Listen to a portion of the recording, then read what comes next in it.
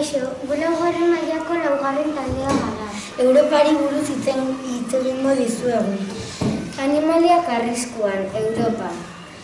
Larruzko dordoka.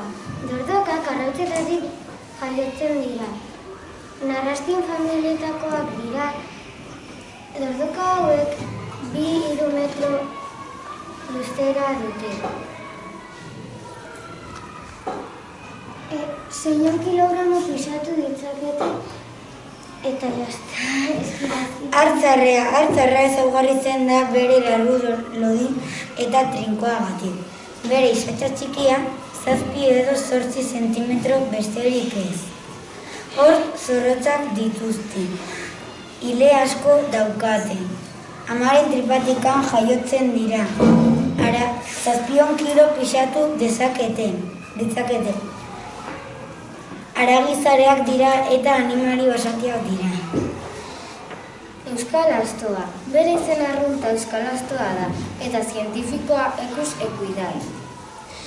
Zaldiaren antzekoa da, baina txikiagoa,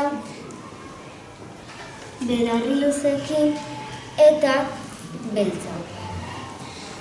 Euskal Herriko mendebaldean bizi dira, ehun bakarrik geratzen dira. Iparkatamotza Europa eta Siberiako tamaina ertaineko katu basatia da. Europako felidorik handiena da iparkatamotza. Basakatua baino 3 aldiz handiagoa. Europako harrapari handienetan 3. da. 856 bakarrik geratzen dira. Europako animaliak dira putrea, zikoina, larruzko dordoka, euskal astoa, katamotza, hartzarrea, Europako arranoa, atun gorria, Europako anguria, urogailloa eta monuro trikua. Animaliak arriskuan. Iparkatamotza, otsoa, Europako bisontea, larruzko dordoka, hartzarrea, euskal astoa eta abar dira.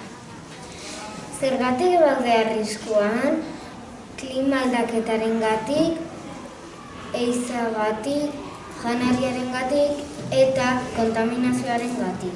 Europako 10 hiriburu. Lehenengoa Grezia, 2. Amsterdam, 3. Austria, 4.